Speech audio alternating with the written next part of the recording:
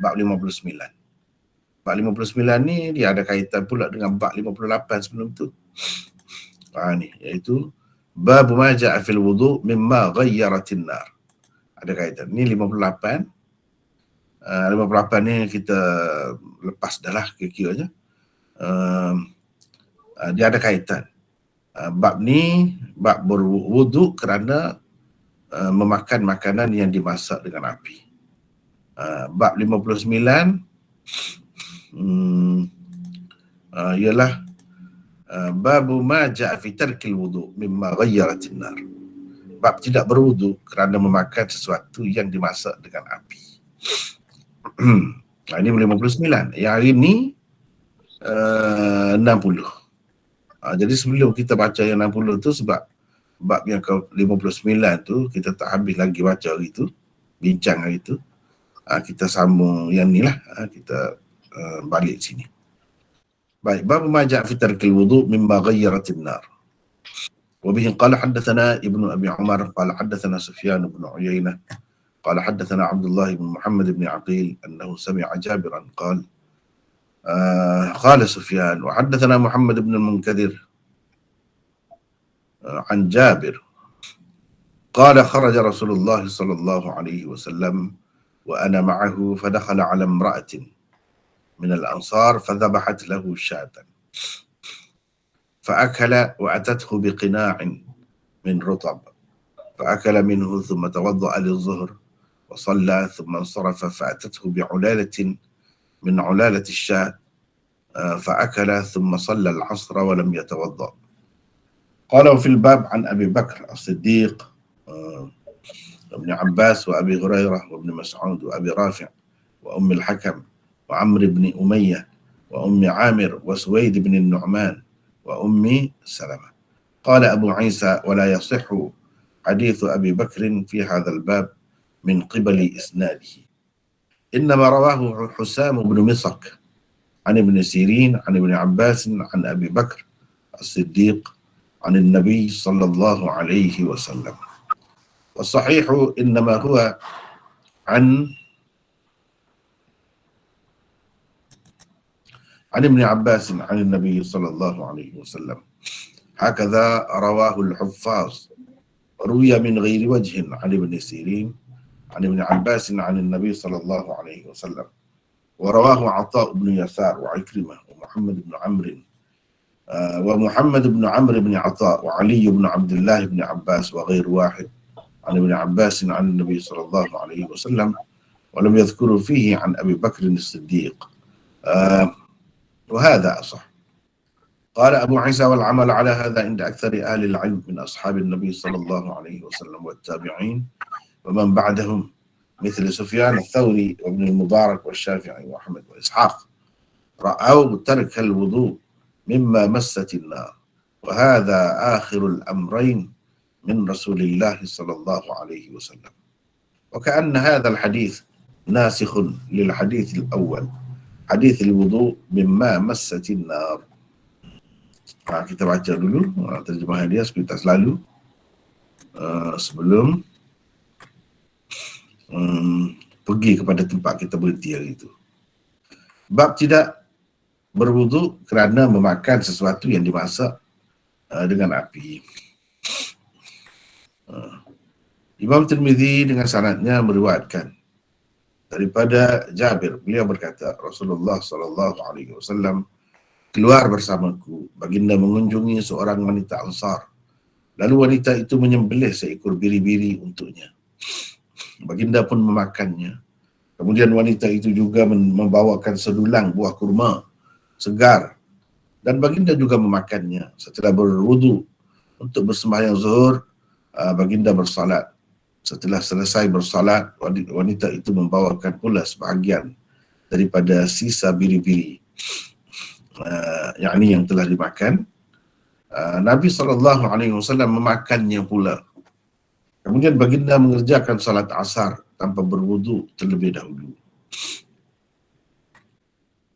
Abu Isa berkata dalam bab ini ada juga riwayat daripada Abu Bakar, Ibnu Abbas, Abu Hurairah, Ibnu Mas'ud, Abu Rafi', Ummul Hakam, Amr bin Umayyah, Ummu Amir, Suwaid bin An-Nu'man, dan Ummu Salamah.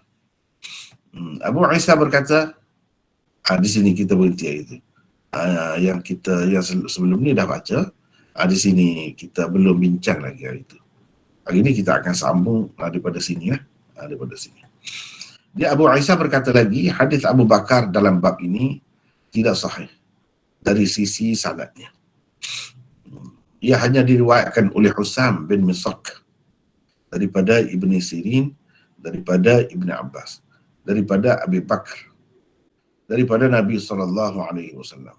Sebenarnya hadis itu sahih daripada riwayat Ibni Abbas, daripada Nabi SAW. Demikianlah ia diriwayatkan oleh Huffaz. Ia diriwayatkan melalui beberapa saluran daripada Ibn Sirin, daripada Ibn Abbas, daripada Nabi SAW. Atha bin Yasar, Ikrimah, Muhammad bin Amr bin Atha, Ali bin Abdullah bin Abbas, dan ramai lagi orang-orang lain juga meriwayatkannya daripada Ibni Abbas, daripada Nabi SAW, tanpa menyebutkan di dalam sanadnya nama Abu Bakar As-Siddiq, dan inilah yang lebih sahih. Inilah yang lebih sahih. Kata Abu Isa seterusnya, kebanyakan ahli ilmu dari kalangan sahabat Nabi SAW, tabi'in dan orang-orang selepas mereka mengamalkan hadis ini. Seperti Sufyan Ats-Tsauri, Ibnul Mubarak, Syafi'i, Ahmad dan Ishaq. Mereka berpendapat tidak perlu berwudu kerana memakan sesuatu yang dimasak dengan api. Ini adalah yang terakhir daripada dua tindakan atau dua perbuatan Rasulullah SAW. Hadis ini semacam telah memansuhkan hadis pertama, iaitu hadis bab 58. Iaitu hadis yang menyatakan kena berwudu kerana memakan sesuatu yang dimasak dengan api. Semacam memansuhkan. Dan kebanyakan mereka menganggap hadis ini memansuhkan hadis-hadis di bawah bab 58 sebelum ni. Itulah yang kita belum bincang lagi. Baik, kita kembali semula ke sini. Abu Isa berkata lagi, hadis Abu Bakar dalam bab ini tidak sahih. Sebab dia sebutkan ni, Abu Isa berkata dalam bab ini ada juga riwayat daripada Abu Bakar. Abu Bakar. Jadi riwayat Abu Bakar ini sahih ke tidak? Imam Tirmizi sendiri kata tidak sahih. Bukan kandungan hadis tu, isi kandungan dia tu sama, tetapi sanad dia tu.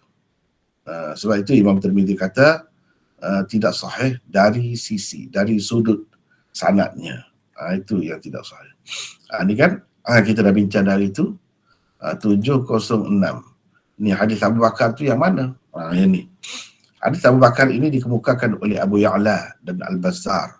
Lafaznya ialah qala inna an-nabiy sallallahu alaihi wasallam nahasha min katif thumma shalla wa lam yatawadda.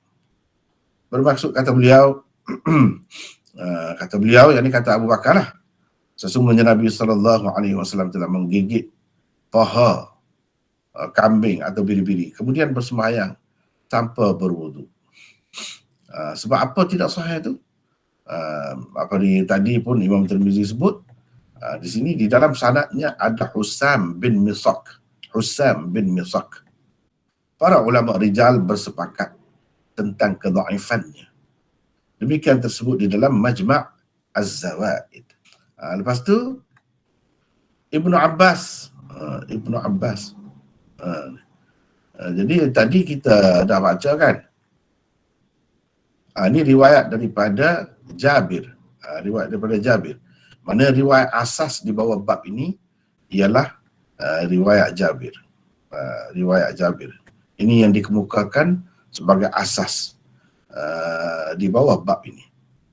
Jadi lepas tu Imam Tirmizi sebut lagi lah secara isyarat ada lagi orang ni dari kalangan sahabat itu yang meriwayatkannya. Jadi setiap orang sahabat tu ramai pula lah yang menerima hadis itu daripada masing-masing tu. Ni hadis asas dianya ialah hadis Jabir. Jadi dia sebut sini Abu Bakar fil bab an Abi Bakar As-Siddiq. Imam Tirmizi pun komen tadi dalam nota tadi kita dah baca hadis Abu Bakar itu dari sudut sanadnya tidak sahih. Sebab adanya Husam bin Misaq itu. Dan hadis Ibnu Abbas. Ini hadis Ibnu Abbas. Jadi hadis Abu Bakar tu pun kira-kiranya di bawah daripada Abu Bakar tu Ibnu Abbas juga. Jadi Ibnu Abbas ni ambil daripada Abu Bakar. Kira-kiranya begitulah. Tapi itu tidak sahih. Yang sebetulnya daripada Ibnu Abbas itu sahih. Itu sahih. Seperti kita dapat tengok di sini. Ni Ibnu Abbas. Hadis Ibnu Abbas diriwayatkan oleh Bukhari, Muslim, Ibnu Majah, An-Nasa'i, Ibnu Khuzaimah dan lain-lain. Yang ni sahih, memang sahih. Lepas tu kita dah tengok dah hadis Abu Hurairah dan hadis-hadis lain. Maknanya hadis ini dari segi matan dia tu, kandungan isi dia tu memang sahih. Cuma dengan sanad yang dikaitkan dengan Abu Bakar tu daripada Nabi itu tidak sahih. Itu tidak sahih. Dan Imam Tirmizi sendiri pun membuat komentar terhadapnya. Itulah yang kita Abu Isa berkata lagi, hadis Abu Bakar dalam bab ini tidak sahih. Ia hanya diriwayatkan oleh Husam bin Misaq. Kalau ada riwayat Abu Bakar tu mesti dalam sanad dia tu ada Husam bin Misaq. Itu tidak sahih. Husam bin Misaq. Kunyahnya ialah Abu Sahal Al-Basri. Seorang perawi dhaif yang hampir-hampir dianggap matruk. Mana dhaif sangatlah. Kalau matruk tu memang dhaif sangatlah. Al-Fallas dan Ad-Daraqutni bahkan menganggapnya matruk. Bila matruk, mana hadis itu dhaif sangat. Bila dhaif sangat tak boleh pakailah dengan sanad itu. Isi dia sama, iaitu Nabi SAW tidak berwuduk walaupun makan apa yang dimasak, iaitu kambing tadilah atau biri-biri tadi. Itu ceritanya. Daripada Ibni Sirin, daripada Ibni Abbas, daripada Abu Bakar.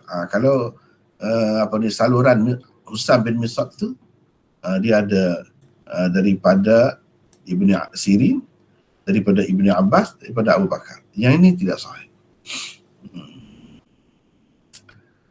Dia sebut tidak sahih dari sudut sanad dia.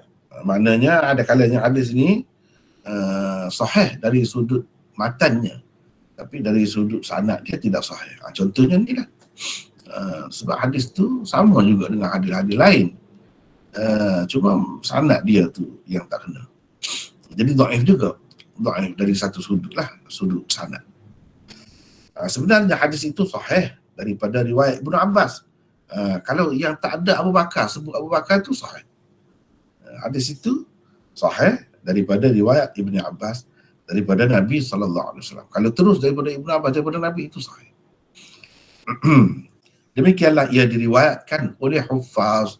Jadi yang ramai-ramai lagi selain daripada Husam bin Misaq ni, mereka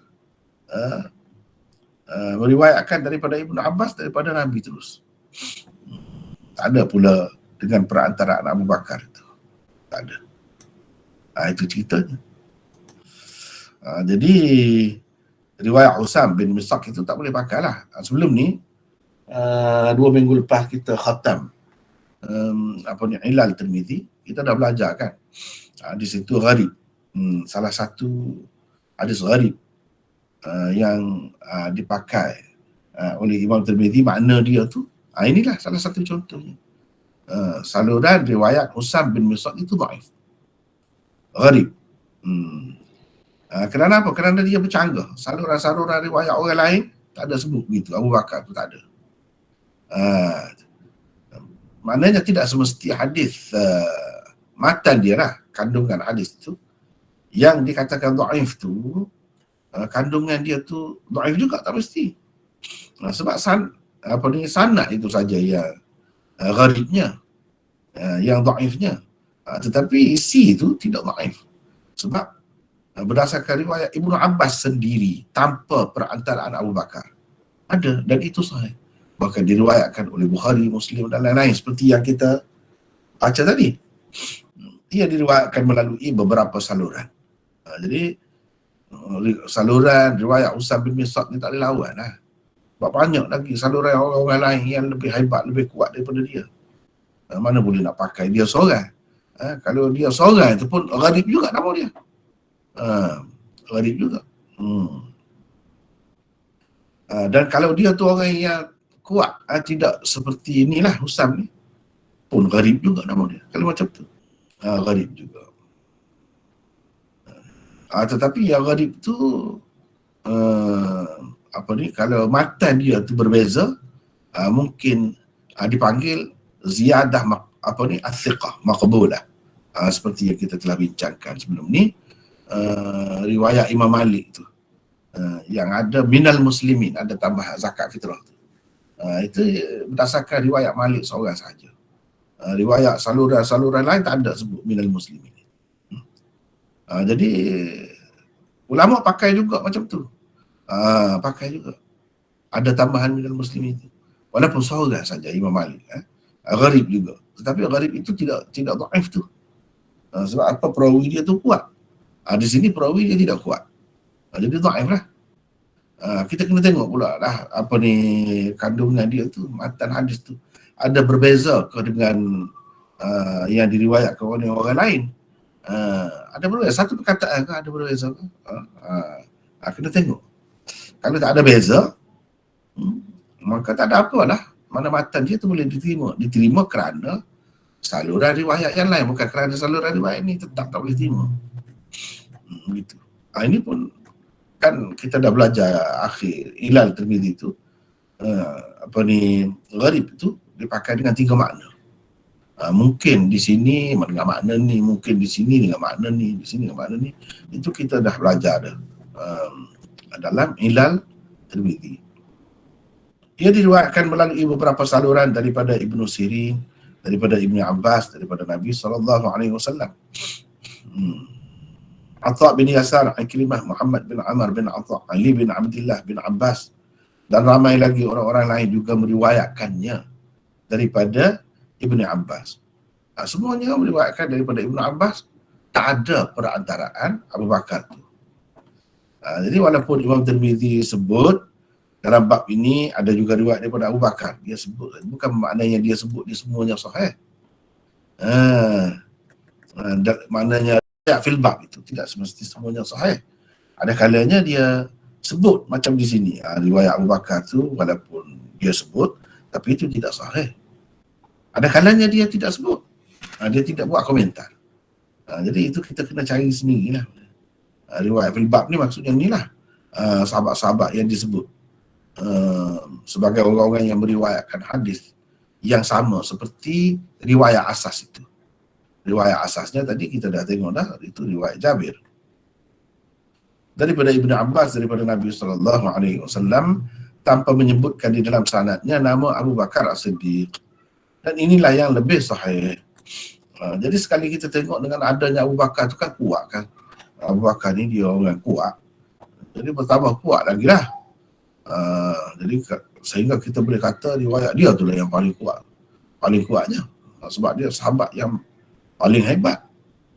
Tapi tidak memberi makna kalau sanadnya dhaif. Kita tak boleh terima lah, tak boleh yakin bahawa memang Abu Bakar ada meriwayatkannya, tak boleh yakin. Begitu ya. Sambil-sambil tu nota yang baru masuk tadi tu kalau boleh print lah, kita nak sambung situ lagi insyaAllah hari ni.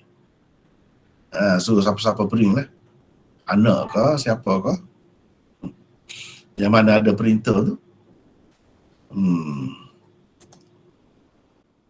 dengar ke tidak tu? Ya, benar. Kalau boleh print lah. Masuk dah ke tidak? Print dah. Print dah.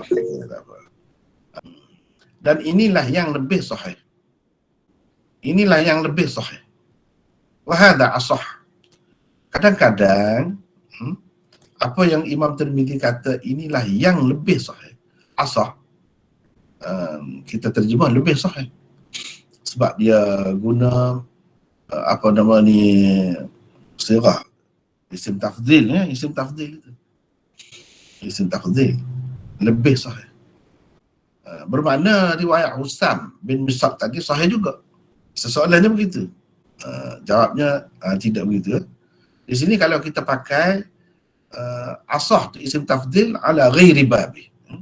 Ala ghairi babi. Makna tidak sebagai isim tafdil. Makna kita tak perlu bubuh ni. Lebih ni. Yang ini dan inilah yang sahih. Buang saja lebih ni. Buang saja. Itu pun lebih tepat. Kadang-kadang Imam Tirmizi dia sengaja guna begitu. Itu mengelirukan. Seolah-olahnya riwayat yang satu lagi, riwayat Usam bin Misab tu lah, sahih juga. Cuma yang ni lebih sahih. Sedangkan dia sendiri dah cerita dah. Tadi yang itu tidak sahih. Dan kita dah baca dah dalam nota tadi, memang itu tidak sahih. Jadi kita nak kata macam mana ni? Jadi perkataan asah di sini isim tafdil ala ghairi babi. Maknanya dengan makna sifat saja. Bukan dengan makna lebih sahih. Kalau kita nak bubuh lebih pun boleh bubuh, cumanya kena berhati-hati. Takut-takut kita pakai dengan makna lebih sungguh. Bubuh makna lebih tu semata-mata tengok lafaz zahir dia tu. Lebih sahih. Kalau kita kata dan inilah yang sahih, boleh juga. Sebab yang tadi tidak sahih. Yang tadi tu tidak sahih. Atau kalau kita kata lebih sahih, mengambil kira matannya sama. Jadi sanad dia tu sebab jadi kurang, jadi tidak sahih tu. Bolehlah juga kalau begitu, tengok dari sudut itu. Tetapi nak ceritanya selalu juga Imam Tirmizi ini pakai isim tafdil ala ghairi babi. Isim tafdil ala ghairi babi dengan makna asal saja, makna sifatnya saja. Sahih maksudnya. Dan inilah yang sahih. Tak ada lebih. Tak ada lebih. Kalau ada orang tulis lebih, boleh juga mengambil kira lafaz asal dia tu. Tapi kena faham lah. Jangan buat tak faham pula. Kalau tak faham, sesoalnya bercanggah lah. Yang Imam Tirmizi kata tadi, dia komen dah. Riwayat Usam bin Misab tu tidak sahih. Yang ni lebih sahih ni maknanya yang tadi sahih juga. Kalau kita kata yang ni, mana lebih cantik? Yang ni atau yang ni? A ke atau B? Kita kata yang A lebih cantik. Maknanya kita tidak menafikan cantik daripada B. B tu cantik juga. Cuma tidak lebih. Begitu. Dia akan jadi gitulah. Sebab itu kena faham.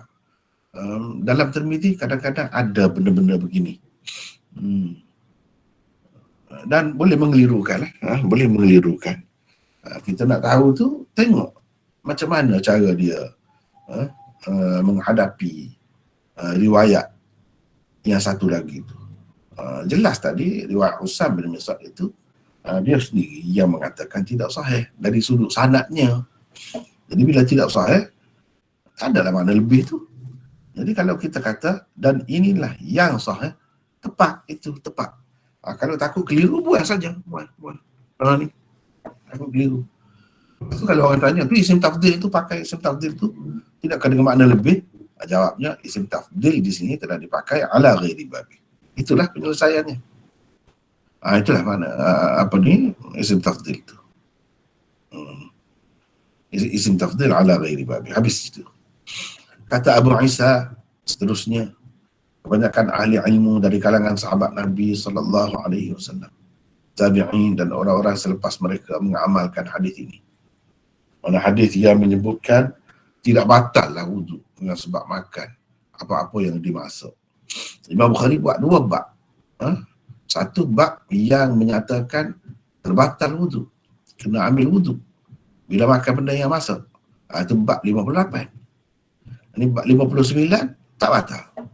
Mana dua kelompok riwayat yang nampaknya bertentangan. Jadi kita nak pakai yang mana? Tengoklah. Tengok. Tidak semesti yang disebut kemudian itu tidak lebih kuat. Seperti kita telah bincangkan sebelum ni, Imam Tirmizi pun sokong yang kedua ni, bab yang kedua ni. Dia sokong yang ni. Mana bagi dia yang ni lebih kuat lah. Bahkan yang ni memansuhkan. Itu dalam komentar Tirmizi terakhir tadi. Memansuhkan hadis-hadis di bawah bab ke-58 itu. Yang menyatakan batal wuduk kerana makan apa yang dimaksud. Siapa yang mengatakan tak batal wuduk tu? Seperti Sufyan Ats-Tsauri, Ibn Mubarak, Syafi'i, Ahmad dan Ishaq. Mereka berpendapat tidak perlu berwuduk kerana memakan sesuatu yang dimasak dengan api. Sebenarnya kalau tak berbuat dengan api ni boleh dimasak, tentulah dengan api kan. Tetapi oleh kerana lafaz asal tu sebut begitu.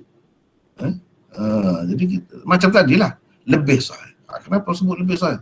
Sebab dia guna perkataan itu asal tu. Sama juga di sini, kalau tak sebut dengan api tu pun memadai dah. Sebab bila kata masak, dia masak dengan api lah. Dengan apa lagi? Jadi tapi oleh kerana dia ada qaid itu dengan api, kita sebutlah. Manalah tahu, takut ada suatu masa nanti boleh masak tanpa api, dengan bahan lain pula boleh masak juga. Jadi yang disebut sini dengan api. Sebab itu perlu kena jaga juga hadis ni. Jangan kita mudah-mudah nak buang. Takut-takut suatu hari nanti jadi lain pula cerita. Baik, kita tengok di sini.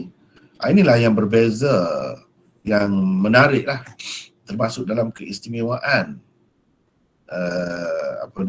Sunan atau Jami' Tirmizi ini, iaitu dia sebut siapa imam di kalangan imam-imam mujtahidin yang berpendapat begini, siapa pula yang berpendapat begini, dia sebut. Dan yang dia sebut ini ketika belum lagi berleluasa sikap ta'assub atau sikap tertutup di kalangan umat ini, sehingga mengatakan mazhab yang boleh dipakai hanya 4 mazhab saja. Jadi kalau dengan kita baca yang ni kan, kita boleh tahulah yang kata begitu tu sebenarnya setelah datangnya zaman ta'assub atau zaman orang ramai ni bersikap tertutup lah, tidak terbuka. Tidak terbuka dan menganggap pintu ijtihad tu tertutup lah. Itu zaman taklid, orang ni zaman taklid. Sampai ke zaman kita ni termasuk lagi, walaupun tidak berlaku kepada semua masyarakat Islam, semua individu Islam, tidak, tapi ramai yang berpendapat begitu. Jadi dengan kita melihat cara Imam Tirmizi kemukakan tokoh-tokoh tu, nampaknya semua boleh terima lah. Ibn Mubarak ni pun imam mujtahid, Sufyan Ats-Tsauri imam mujtahid, Ishaq imam mujtahid. Ini tidak biasa. Kalau kita kira sekarang, dia tak boleh pakai dah. Jadi sia-sia lah Imam Tirmizi sebut kalau begitu. Ini kebetulan dia sama dengan Syafi'i. Kalau dia tak sama macam mana? Tak boleh pakai lah. Sedangkan Imam Tirmizi pun ada sanad juga.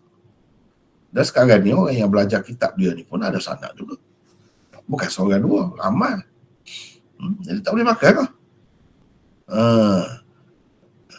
Riwayat ataupun pendapat Syafi'i yang tersebar tu, siapa tahu sanad dia? Sedangkan Imam Syafi'i pun ada dalam setengah-setengah masalah tu ada beberapa pendapat dia. Siapa tahu sanad dia? Tak tahu juga orang ramai ni. Yang tahunya yang mengaji kan. Jelas kan? Jadi ini menunjukkan Imam Tirmizi mengiktiraf mazhab ni. Sebab masa tu bukan masa taklid. Bukan masa taklid. Masa orang terbuka lah, bersikap terbuka. Pendapat siapa pun kalau ada hujah, kira-kiranya bila sebut imam mujtahidin ni, nama-nama yang disebut ni Bukan sembarangan orang lah. Orang yang berpendapat tu dia mesti ada hujah dia. Dia mesti ada, dia tahu kaedah berhujah. Dia tidak akan berhujah dengan hadis dhaif apa itu jelas. Tak akan macam tu. Maka kenapa tak boleh kita terima, tak boleh kita pakai? Ini Imam Tirmidzi sebut. Ini kebetulan yang serupa dengan Syafi'i. Kita kata, kalau tak serupa, macam mana? Bukan sentiasa mereka ini serupa dengan Syafi'i.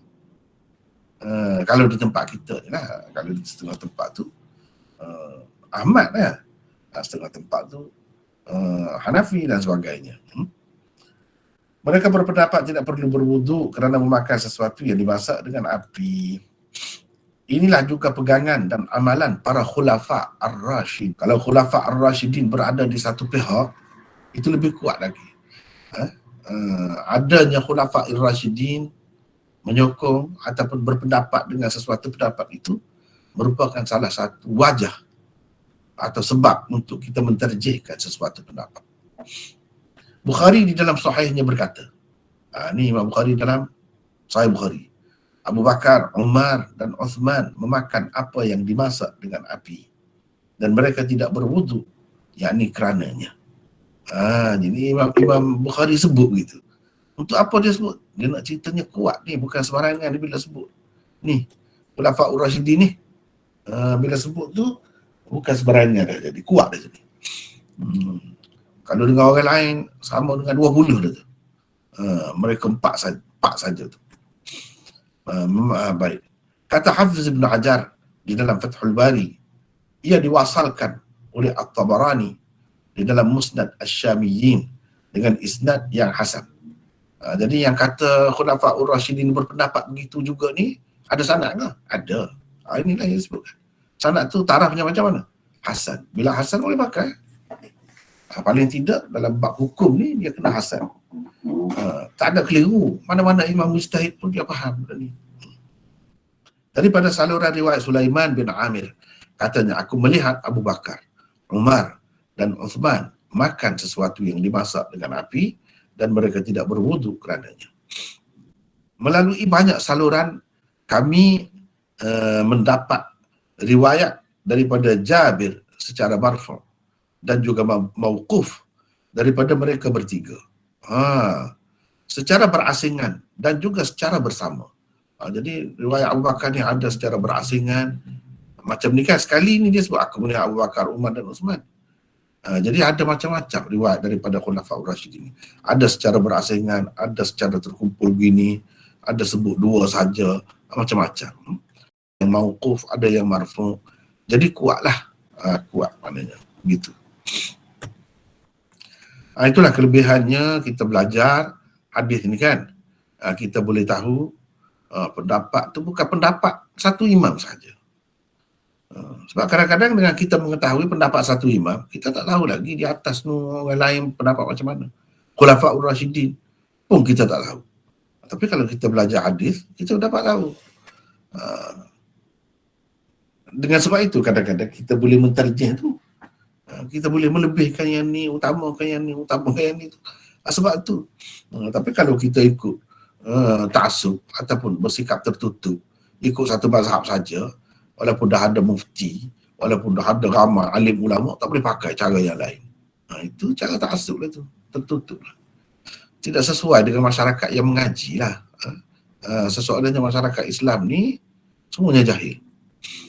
Tak layak semuanya nak tengok, nak pilih. Sesoalnya begitu. Walaupun yang mengaji ni beribu-ribu pun ada. Tak boleh juga. Itu tak kena lah tu kalau macam tu. Tak kena lah. Paling tidak saya tak setuju dengan cara begitu. Baik, kita berkongsi sedikit lah mana sahabat-sahabat kita, peserta-peserta ni. Sila tampil ke hadapan lah, saya nak tengok juga. Paling tidak saya, kalau orang lain tak setuju dengan saya pun, paling tidak saya berpendapat begitu. Berpendapat bahawa tidak semestinya pendapat yang popular di satu tempat itu lebih patut dipilih untuk kita amalkan. Mana peserta-peserta ni? Saya tak nampak seorang pun. Ada dengar ke ni? Kau tidak dengar? Dengar. Dengar Maulana. Okey, takut. Apa dia tak ada semua, mana tahu kan. Saya duduk cakap seorang lah jadinya. Dengar. Yang saya sebut tadi, sekurang-kurangnya saya. Saya tak tahulah orang lain. Kalau orang lain, saya rasa tidak sama seperti saya juga ramainya. Sebab itu saya setuju, saya sokong. Kalau macam perlis tu kan, banyak perkara dalam, bukan perkara lain, perkara ibadat sekalipun. Mereka pilih yang kuat. Itu bagus tu. Itu nampak bebas, terbuka. Misalnya dalam bab baca bismillah slow dalam solat berjemaah, imam baca slow, itu lebih tepat sebenarnya. Kalau kita pakai hadis jadi terbuka, itu sebenarnya dia pakai cara hadis, begitu tu, cara hadis. Bahkan kalau mengikut imam 4 pun yang lebih ramainya tidak baca kuat. Itu benda kecil lah, kita kata remeh-temeh pun dia menampakkan sikap juga tu. Jadi kalau orang yang ikut satu mazhab ni, kita kira dah. Di atas dia, di bawah dia, berapa ramai orang yang tak serupa dengan kita, tak kira, pejam mata terus. Saya tak setuju gitu. Ini faedah pentingnya bila kita belajar hadis, cuba tengok. Kita boleh tahu Khulafaur Rasyidin pendapat macam mana dalam bab ni. Sebab mereka tu termasuk dalam sebab atau wajah terjih. Termasuk dalam wujuh terjih. Sebab untuk kita menterjihkan sesuatu pendapat tu. Abu Bakar baca kuat ke? Tak baca kuat. Umar baca kuat ke? Tak baca kuat. Sama juga sini dalam masalah ni. Kita kena ambil kira tu. Jangan pandang sepi. Jangan seseolahnya dalam dunia ni Syafi'i saja ada. Jangan begitu. Itu faedah kita belajar hadis. Kalau tak dapat itu, seseolah tak dapat hadis ni sebenarnya. Kalau tak dapat macam itu, belajar juga tapi masih seperti orang-orang yang tak belajar. Itu sebenarnya tak dapat hasil apa lah. Tak dapat hasil apa. Baiklah, ini kita tengok ni. Inilah baik, apa ni, habis dah sini. Okey. Ini adalah yang terakhir daripada 2 tindakan atau 2 perbuatan Rasulullah SAW. Ini juga kaedah yang diberikan oleh Imam Tirmizi. Dia nak cerita kalau dalam sesuatu perkara tu kita dapati hadis nampak bertentangan, bercanggah antara satu dengan yang lain. Macam mana kita nak terjih? Kita nak pakai hadis mana? Kita nak pakai hadis mana? Jadi Imam Tirmizi ajak kita. Dia kata kita kena tengok yang terakhir Rasulullah buat macam mana. Jadi yang terakhirnya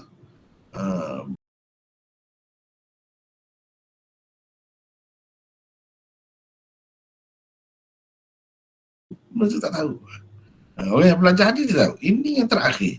Hadis ini semacam telah memansuhkan hadis yang pertama. Hadis yang pertama tu mana hadis bab 58 itu. Jadi hadis ini memansuhkan. Mana hadis hak kata sebelum ni tu kena ambil air sembahyang tu tak perlu dipakai dah.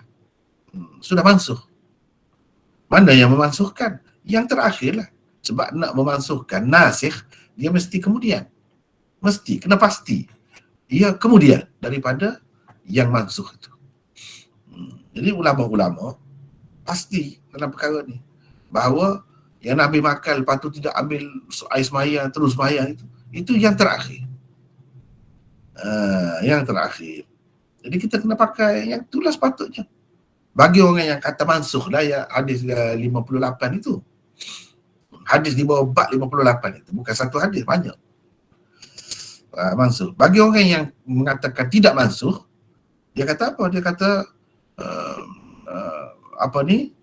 wuduk itu tidak sebagai wuduk wajib lah.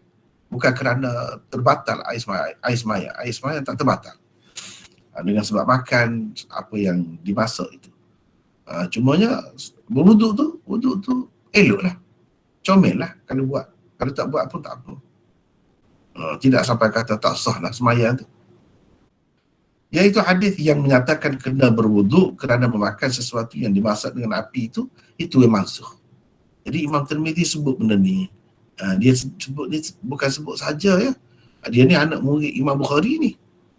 Bila kata anak murid Imam Bukhari itu, dia nak buat mudah pun dia ada juga buah guru dia tu. Dia nak cerita dia pun setuju yang ni lah. Setuju yang ni lah. Yang terakhir lah. Bahkan ini menjadi kaedah ni dalam banyak mazhab ni. Yang terakhir, banyak perkara. Misalnya saya dah sebut baru ni, takbir sembahyang jenazah tu. Ada macam-macam. Sampai 9 takbir, 9 kali ada. Dari riwayatnya sahih. Jadi kita nak pakai yang mana? Kita tengok sekarang ni orang takbir 4 saja. Kenapa yang 4 tu dia pakai kaedah mana? Kaedah ni lah. Kaedah ni. Mereka tengok Nabi yang terakhir dan lebih banyak. Biasanya macam mana? 4 kali saja. Itu yang dipakai. Itu kaedah tu. Kaedah. Baik. 718 ni. Az-Zuhri pula berpendapat sebaliknya. Ini pendapat yang syah telah ganjil. Berpendapat sebaliknya. Maknanya yang tak ambil air sembahyang ni dulu, kata dia. Yang ambil air sembahyang tu kemudian. Hadis yang menyuruh supaya berwuduk kerana memakan sesuatu yang dimasak memansuhkan. Bukan itu, dimansuh tak. Yang tu memansuhkan. Hadis yang mengharuskan. Hadis yang mengharuskan ni hadis yang bab 59 ni lah. Dia seorang kata begitu. Kerana keharusan memang terdahulu, kata dia. Dia mengikut bara'ah asliyah. Kaedah tu. Jadi asalnya benda ni harus dulu. Lepas tu dia pakai gitu. Bukan dia cerita dari sudut sejarah yang sebenarnya mana dahulu. Dari sudut sejarah. Dia kira dari segi logik. Asalnya apa-apa benda dia harus dahulu. Kecuali kalau ada dalil yang mengatakan begini-begini, haram ke apakah. Dia letak situ dulu. Ulama-ulama lain tidak bersetuju dengannya kerana mereka berpegang dengan kata-kata Jabir bahawa yang terakhir daripada perbuatan Nabi SAW ialah tidak berwudu kerana memakan apa yang dimasak dengan api. Demikian diriwayatkan oleh Abu Dawud, An-Nasai dan lain-lain. Mereka pegangnya tu. Jabir sendiri ni, sahabat ni kata bahawa itu yang terakhir. Jadi kita pakai yang terakhir. Al-Baihaqi menukilkan kata-kata Uthman Ad-Darimi bahawa oleh kerana hadis-hadis dalam bab ini berbeza-beza dan tidak jelas mana yang rajih daripadanya, maka kita perlu melihat kepada amalan Khulafa'ur Rashidin. Itu kena tengok tu. Kena tengok salah pula kena tengok pula. Khulafa'ur Rashidin tu sebelah mana? Selepas Nabi SAW, apa yang diamalkan oleh mereka itulah yang kita pilih. Itulah yang kita pilih. Ini Baihaqi menukilkan kata-kata Uthman Ad-Darimi. Jadi begitulah cara tu, terbuka kan, tidak kata tertutup. Tak boleh nak keluar. Tak boleh nak keluar ni tak sedap sebenarnya. Tak sedap kepada orang yang bebas lah. Nak bebas lah. Nak ke mana-mana, boleh pergi ke mana-mana. Yang terkongkong, terkurung ni, dia ada orang-orang yang ada sifat-sifat tertentu lah. Kalau dalam bab ni kita belajar ni, kita nak terbuka lah. Senang. Imam An-Nawawi di dalam Syarah Muhadzab bersetuju dengan pilihan Uthman Ad-Darimi itu. Jadi kita pakai itu. Dalam mazhab Syafi'i pun masalah ni sama.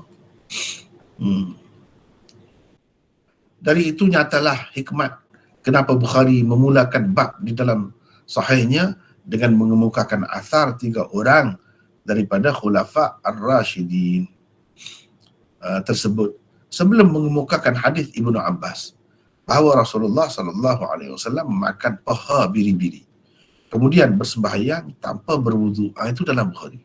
Tapi cara dia sebut Khulafa'ur Rashidun dahulu. Imam An-Nawawi berkata khilaf di kalangan sahabat dan tabi'in memang dimaklumi berhubung dengan perkara ini. Kemudian berlaku ijma' bahawa tidak perlu berwudu kerana memakan sesuatu yang dimasak dengan api, kecuali kalau daging unta, kerana khilaf tentangnya masih berterusan. Jadi ini kita akan bincang dalam bab selepas ni, nota baru kita tu. Khattabi pula cuba menjamakkan kedua-dua hadis dengan mengatakan perintah berwudu seharusnya dipakai dengan makna istihbab sahaja, bukan dengan makna wajib. Kalau dahulu wajib, ni dia tidak mansuh, hukum dia tu jadi ringan sedikit. Mana Khattabi tidak termasuk dalam golongan ulama yang mengatakan hadis-hadis di bawah bab 58 itu mansuh. Dia tak berpendapat begitu. Dia cuma kata wudu itu mustahab, mustahab. Kalau kita buat elok sahaja, ia bukan wajib. Banyak hukum dalam agama kita ni di peringkat awalnya kuat, lepas tu dia semakin ringan, semakin ringan. Misalnya sembahyang tahajud, sembahyang tahajud dahulu wajib, lepas tu diringankan jadi sunat. Jadi hukum berubah, tidak kata hilang langsung, tidak. Ataupun dulu wajib untuk semua, kemudian wajib itu tinggal untuk Nabi sahaja, untuk orang lain tidak wajib. Ada juga begitu.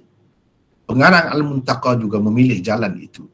Kata beliau, nas yang menunjukkan Nabi SAW tidak berwudu setelah memakan sesuatu yang dimasak dengan api itu hanya menafikan kewajiban, bukan menafikan istihbab.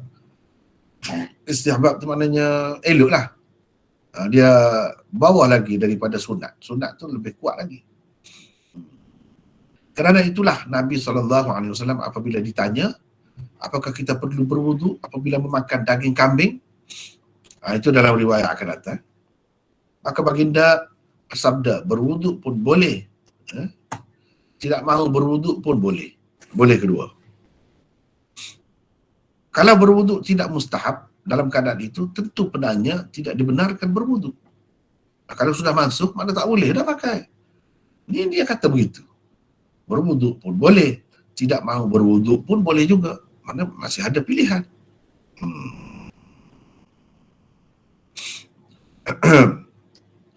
Kerana berwudu berarti berlebih-lebihan dan menyia-nyiakan air tanpa faedah. Bahkan salah lah kalau sudah masuk kita duduk pakai lagi. Salah. Menurut Asy-Syaukani, hadis yang mengandungi perintah berwudu kerana memakan apa yang dimasak dengan api tidak mansuh, katanya. Sebab itu ada setengah-setengah hadis itu dianggap mansuh dan disepakati. Ada setengah-setengah itu tidak disepakati. Salah satu contohnya ni, hadis ni. Tidak disepakati. Masih ramai lagi berpendapat ia tidak mansuh. Cuma hukum dia tu jadi lebih ringan. Jadi lebih ringan. Kalau kita andaikan dahulu wajib, maka sudah tidak wajib lagi. Tetapi tahap mustahab itu masih ada. Hadis-hadis yang menunjukkan tidak perlu berwuduk pula hanya mengecualikan memakan daging kambing sahaja. Jadi ini bukan daging unta, daging kambing. Selain daging kambing tetap termasuk dalam perintah supaya berwuduk. Sebab apa? Sebab ini Nabi makan kambing ni. Kalau makan benda lain tak ada sebut. Jadi tetaplah ada lah. Ini peristiwa yang kita kata memansuhkan hadis di bawah 58 tu, ni cerita kambing, makan kambing. Jadi makan kambing tu tak perlu berwuduk. Tapi kalau makan benda-benda lain yang dimasak, masih lagi ada. Kita boleh pakai. Ini apa tujuan begitu? Tujuannya tak mahu buang saja-saja hadis itu. Selagi kita boleh pakai, kita pakai. Ini pun salah satu pandangan juga ulama. Selagi kita boleh pakai, kita pakai. Itulah sebaik-baiknya. Sebab ini warisan Nabi. Warisan Nabi. Jangan mudah-mudah nak kata mansuh. Sebab bila kata mansuh, tak boleh pakai langsung lah. Tak boleh pakai langsung lah. Gitu. Habis itu, habislah. Nota sebelum ni. Jadi dalam nota ni kita dah bincangkan bab 58 dan 59. 58 berkenaan dengan hadis-hadis yang menyatakan kena berwudu apabila makan sesuatu yang dimasak. Hadis di bawah bab 59 menyatakan tidak perlu berwudu. Cuma di situ ada yang kata mansuh, yang sebelumnya ada yang kata tidak mansuh. Walau bagaimanapun hukumnya tidak berat lah. Suruh ambil air sembahyang tu dah jadi tidak berat, tidak lagi memberi makna wajib. Ia hanya jadi makna mustahab sahaja. Boleh kata? Nampak kah? Ya, Maulana. Okey, boleh. Sekarang kita pergi kepada nota baharu pula. Ini nota baru. Dah dapat tu kan? Ya, ada Maulana. Ada ya? Kalau yang tak ada printer, tak boleh nak print tu, tengok sini lah, tengok di skrin. Bab ma ja'a fil wudu min luhumil ibil. Kita bacalah setakat mana sempat ya. Mungkin saya rasa kita tak sempat habiskan ni sebab panjang juga. Setakat mana yang sempat lah. Maknanya hadis yang ke-81. Yang sebelum ni 80. Yang kita baca tadi. Ini hadisnya 81. Wa bihi qala haddathana Hannad qala haddathana Abu Muawiyah anil A'mash an Abdullah ibn Abdullah Ar-Razi an Abdurrahman ibn Abi Layla anil Bara ibn Azib qala su'ila Rasulullah sallallahu alaihi wasallam anil wudu min luhumil ibil faqala tawadda'u minha وسئل عن الوضوء من لحوم الغنم فقال لا تتوضأوا منها. قال وفي الباب عن جابر بن سمرة وأسيد بن حضير. قال أبو عيسى وقد روى الحجاج بن أرطاط هذا الحديث عن عبد الله بن عبد الله عن عبد الرحمن بن أبي ليلى عن أسيد بن حضير. والصحيح حديث عبد الرحمن بن أبي ليلى عن البراء بن عازب وهو قول أحمد وإسحاق. وروى عبيدة الضبي عن عبد الله بن عبد الله الرازي عن عبد الرحمن بن أبي ليلى عن ذي الغرة الجهني. وروى حماد بن سلمة هذا الحديث عن الحجاج بن أرطاط فأخطأ فيه وقال فيه عن عبد الله بن عبد الرحمن بن أبي ليلى عن أبيه عن أسيد بن حضير. والصحيح عن عبد الله بن عبد الله الرازي عن عبد الرحمن بن أبي ليلى عن البراء بن عازب. itu yang sahih. قال إسحاق صح في هذا الباب حديثان عن رسول الله صلى الله عليه وسلم حديث البراء وحديث جابر ابن سمرة وهو قول أحمد وإسحاق. وقد روي عن بعض أهل العلم من التابعين وغيرهم أنهم لم يروا الوضوء من لحوم الإبل وهو قول سفيان الثوري وأهل الكوفة. Hannad meriwayatkan kepada kami, katanya Abu Muawiyah meriwayatkan kepada kami daripada Al-A'mash, daripada Abdullah bin Abdullah Ar-Razi, daripada Abdurrahman bin Abi Layla, daripada Al-Bara bin Azib, kata beliau Rasulullah sallallahu alaihi wasallam pernah ditanya tentang hukum berwudu kerana makan daging unta. Baginda menjawab, berwuduklah kerananya. Rasulullah sallallahu alaihi wasallam juga ditanya tentang hukum berwuduk kerana makan daging kambing. Baginda menjawab, janganlah kamu berwuduk kerananya. Berkata Abu Isa, dalam bab ini ada juga riwayat daripada Jabir bin Samurah dan Usaid bin Hudair. Abu Isa berkata lagi, Al-Hajjaj bin Artaq telah meriwayatkan hadis ini daripada Abdullah bin Abdullah, daripada Abdurrahman bin Abi Layla, daripada Usaid bin Hudair. Tetapi yang betul adalah hadis Abdurrahman bin Abi Layla daripada Al-Bara bin Azib. Ini adalah pendapat Ahmad dan Ishaq. Ubaidah Ad-Dabbi meriwayatkan daripada Abdullah bin Abdullah Ar-Razi daripada Abdurrahman bin Abi Layla, daripada Dzil Ghurrah Al-Juhani. Hamad bin Salamah meriwayatkan hadis ini daripada Al-Hajjaj bin Artah, tetapi dia tersalah dalam meriwayatkannya. Dia katanya daripada Abdullah bin Abdurrahman bin Abi Layla, daripada ayahnya, daripada Usaid bin Udair. Sedangkan yang betul adalah daripada Abdullah bin Abdullah Ar-Razi, daripada Abdurrahman bin Abi Layla, daripada Al-Bara bin Azib. Itu yang betulnya. Habis komentar Imam Tirmizi dan habis bab tu. Ini 60, iaitu bab berwuduk kerana memakan daging unta. Bab berwuduk kerana memakan daging unta. Jadi kalau benda-benda lain tu yang dimasak tu kira-kira dah selesai dah sebelum ni, tidak wajiblah berwuduk. Cuma dalam masalah makan daging unta ni macam mana? Sebenarnya masih ada khilaf. Ada yang kata kena berwuduk.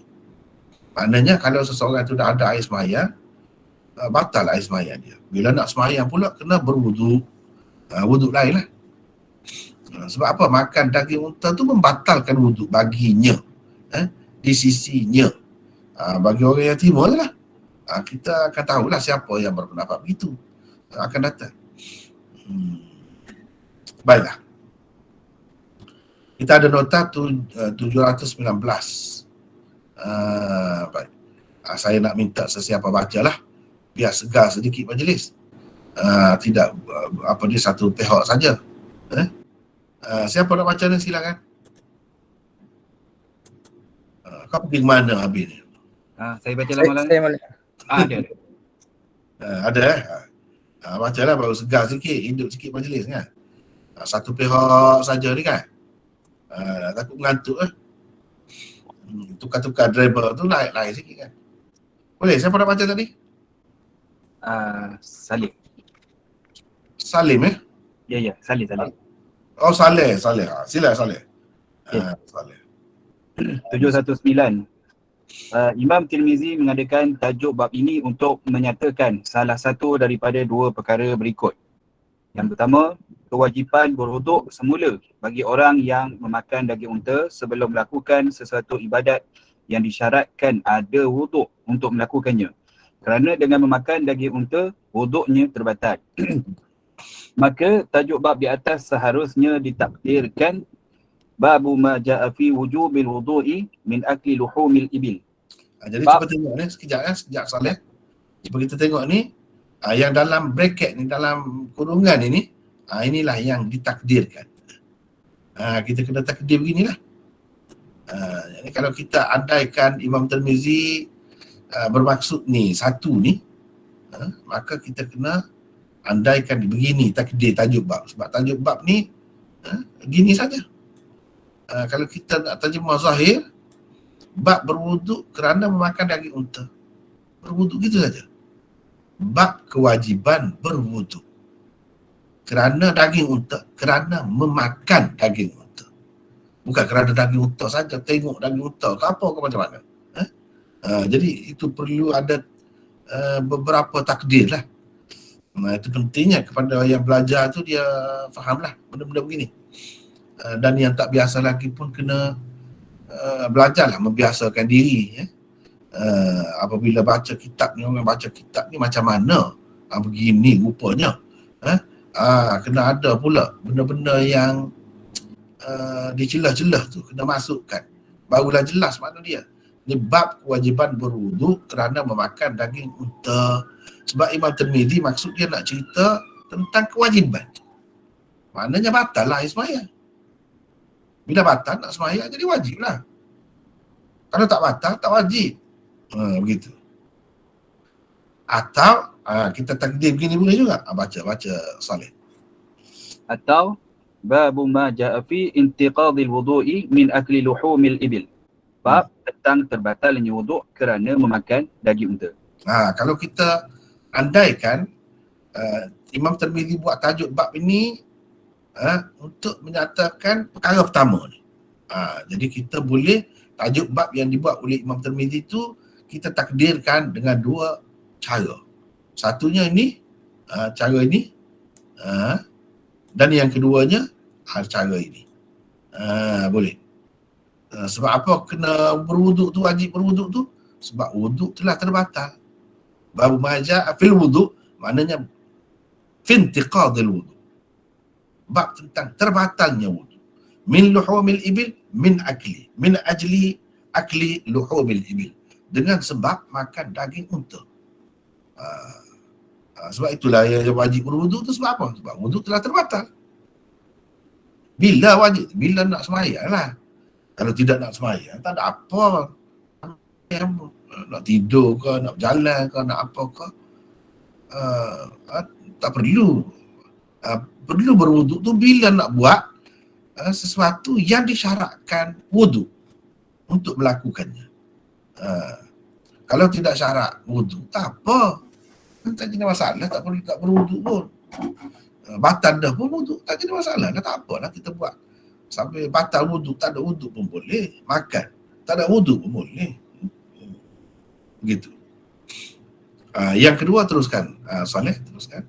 Yang kedua, menyatakan adanya khilaf di kalangan ulama berhubung dengan terbatal atau tidak wuduk kerana makan daging unta. Dan apakah hukum yang terhasil daripada hadis-hadis yang memerintahkan supaya berwuduk setelah memakan daging unta? Adakah ia memberi erti wajib atau sunat atau elok, yakni mustahab sahaja? Dalam keadaan ini, tajuk bab itu seharusnya ditakdirkan begini. Babu ma ja'a fi hukmil wudu'i min akli luhumil ibil. Hal yajibu aw yastahabu am la. Yakni bab tentang hukum berwuduk kerana memakan daging unta, adakah ia wajib atau mustahab atau tidak? Kita takdir begitu. Jadi dua andaian ni, Imam Tirmizi buat tajuk ni untuk apa? Sama ada untuk nombor satu ni atau nombor dua. Boleh jadi. Boleh jadi. Kedua-duanya boleh jadi. Sebab apa? Sebab pengarang-pengarang kita hadis ni, bila dia buat tajuk, dia bukan saja-saja. Ni kitab orang zaman dulu ni, bukan kitab orang sekarang ni. Kitab orang sekarang ni pun kadang-kadang dia ambil kira, dia ada maksud pengarang dia. Kalau kita tanya, kenapa Tuan buat begini? Buat begini. Dia boleh cerita. Apa lagi kalau kitab lama lagi lah. Kitab lama, sebab tu orang belajar.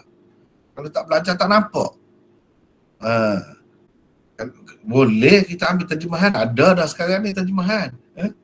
Tapi tak nampak lah kehebatan yang orang duduk kagum sangat dengan Imam Bukhari, Imam Tirmizi, ada sebut-sebut sangat tu. 1000 tahun lebih dah tu sebut dah gitu. Kenapa? Tak nampak kehebatan dia tu. Bila kita belajar dengan syarah begini, baru nampak. Kalau saudara kita Barzuki ni baca semata-mata terjemahan, faham kan? Nampakkah seperti yang saya buat dalam syarah ni? Nampakkah seperti ni? Bahawa Imam Tirmizi ni ada maksud ini, nak menyatakan ini. Nampakkah? Sampai begini. Hello? Kalau baca kau faham mana? Ya. Nampak ke tidak? Seperti yang saya sebut. Nampak. Tak maksud sendiri. Boleh faham gitu ke? Tak boleh faham. Kalau semata-mata baca terjemahan. Tak boleh. Tak boleh. Atau kalau kita boleh bahasa Arab sekalipun. Kita boleh ada bahasa Arab, baca. Tidak semesti orang yang baca tu dia akan faham seperti tadi. Detail tu maksud. Tajuk bab tu. Jadi perbincangannya macam kita bincang belajar Sahih Bukhari juga. Bincang tajuk bab tu, maksud dia bukan saja-saja. Bukan sembarangan dia buat tu. Ya, ada buang benda ni. Kalau tidak belajar betul, kita tak boleh nak takdir. Nak takdir tu nak andaikan apa yang dibuat tu. Nak mengandaikan apa yang dibuat sepatutnya. Kalau kita kata Imam Tirmizi maksudkan yang nombor satu, bagaimana sepatutnya ditakdirkan, diandaikan yang dibuang olehnya tu apa. Itu kita kena tahulah. Itulah kata belajar dengan cara begini ni, memang barulah kita nampak. Kalau tidak kita tak nampak, apa belajar hadis ni? Nampak serupa hadis ni. Sama saja hadis. Ini ada juga sana sini, ada beza lebih kurang begitu ya. Tak nampak. Dan tak nampak kelebihan belajar orang kata Sunan Sittah paling tidak. Paling tidak Sunan Sittah ni, kenapa dia jadi masuk dalam sukatan pengajian hadis sampai begitu sekali? Dan kenapa orang-orang yang belajar betul mengikut sistem dia tu, kenapa bila dia habis belajar dia jadi kemas, jadi kuat? Kenapa begitu? Sebab benda-benda ni lah. Benda-benda ni. Baik. Kita tengok lagi. Kenapa yang kita kata kalau yang kedua ni dia nak menyatakan khilaf sama seperti Imam Bukhari. Dia cuba tengok ni. Soleh. Cuba tengok. Akhi Ruslan Ja'far. Cuba tengok kan. Cuba tengok sini. Babu maja' fil wudu' min luhumil ibil. Dia tak bagi hukum. Dia tidak kata wajib, dia tidak kata harus, dia tidak kata mustahab, dia tak kata. Bila tak kata, dia nak cerita ni ada yang kata begini, ada yang kata begini. Itu caranya. Cara nak memahami tajuk bab dalam kitab-kitab hadis ni begitu. Bila dia tak sebut tu maknanya dia nak isyarat kepada adanya khilaf. Sebab itu dia tak mahu letak. Kalau letak jadi macam dia pilih seseorangnya semua orang berpendapat begitu. Padahal tidak. Misalnya kalau kita kata babu maja'a fi wujubil wudu. Wujubil kata-kata. Wujubil wudu. Ini kita telah membuat keputusan. Kita telah menyatakan hukum. Seolah-olah semua orang menganggap wajib. Adakah begitu? Jawabnya tidak. Dan kalau tidak, kena meraihlah orang yang tidak berpendapat gitu. Jadi jangan bubur lah wujud tu.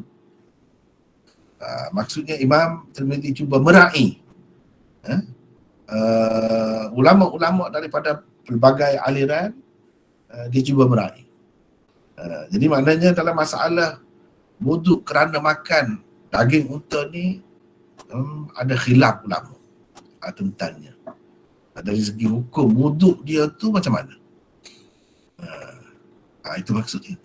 Sebab itu dia tidak letak wuduk ke atau intiqad ke. Babu maja'a fi intiqadil wudu. Mana terbatal wudu. Kalau dia sebut begitu, seseolahnya orang akan faham semua orang kata terbatal wudu. Padahal tidak. Bukan semua orang kata terbatal wudu. Lepas tu kita kata Imam Tirmizi sendiri pendapat dia macam mana? Pendapat dia macam yang mana yang dia pilih? Itu kita kena faham lah. Nanti akan datang dalam perbincangan akan disebutkan.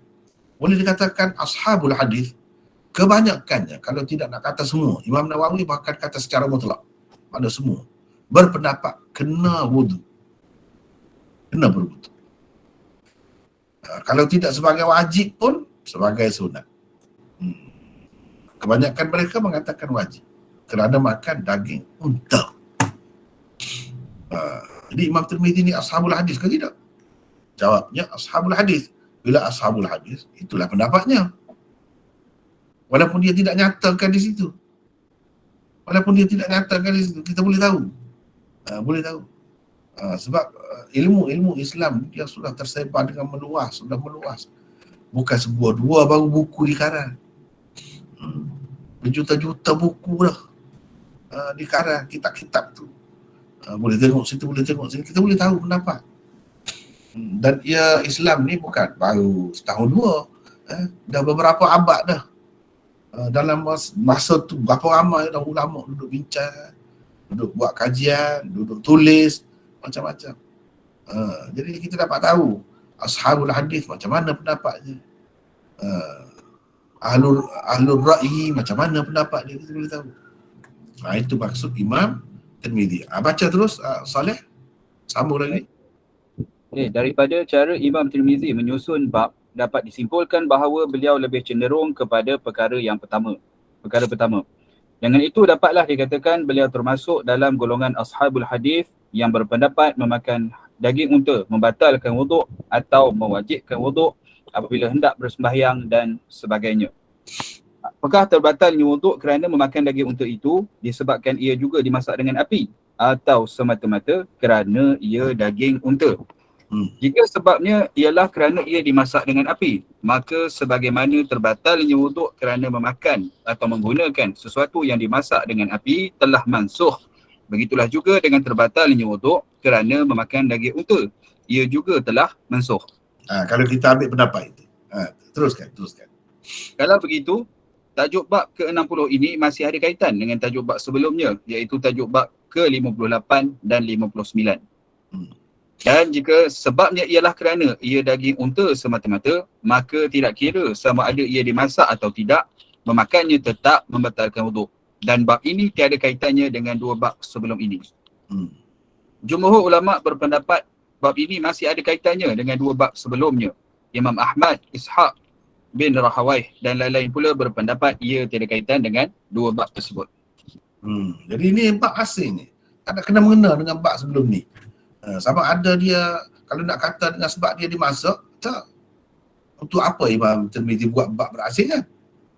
Kalau begitu, dia buat bab berasingan tu ada maksud lah. Sebab tak ada kaitan lah. Sebab tak ada kaitan dengan bab sebelum ni lah. Misalnya kalau orang tu makan mentah. Makan mentah. Jadi kalau makan mentah tak kena api, tak masak. Batalkan wuduk. Kalau semata-mata kerana daging unta, tak kira lah masak ke atau tidak masak ke. Batal wuduk. Jadi bagi Ahmad dan Ishaq dan lain-lain, ashabul hadis mengatakan tak ada kaitan dengan bab sebelum ni. Ini bab lain ni. Daging unta ni tak kira masak ke tidak masak. Lepas tu kita kata adakah orang makan tak masak ya? Tu yang kita duduk makan sushi tu, setengah-setengah tu dia tak masak pun. Mentah gitu. Dah sampai dah kat Malaysia. Ataupun orang kita yang lalu makan lah, yang boleh makan, yang tak lalu tu tak kira lah. Ikan yang duduk di laut tu makan, cobek-cobek isi dia, makan. Boleh. Bukan haram pun. Daging lembu tu bila sembelih saja, lapar tu, kalau tergamuk, lalu makan, tidak jadi mutah ke apa, tak ada masalah. Halal dah. Begitu. Cuma tak sedap lah. Yang orang masak ni bubuh apa ni macam-macam rempah ratus tu nak suruh sedap. Apabila tak ada dah rasa yang asal tu ketika mentah tu. Tapi dari segi halal dah boleh makan, boleh. Kita lalu makan atau kita tidak lalu makan, itu soal kita. Maknanya bagi mereka tak ada kaitan dengan dimasak atau tidak masak, itu cerita lain pula ni. Dan Imam Tirmizi pun termasuk dalam kumpulan itu. Sebab itu dia buat bab berasingan. Kalau dia termasuk dalam golongan pertama, seperti jumhur ulama, tentu dia tak perlu buat dalam bab ni. Sebab biasanya daging unta pun orang makan dengan masak, dimasak, bukan makan mentah gitu. Kita kira yang biasa lah, yang kebanyakannya. Kalau dalam 100 orang tu berapa orang? Mungkin 100 orang tu semua tak ada yang makan mentah gitu. Semua makan dengan dimasak.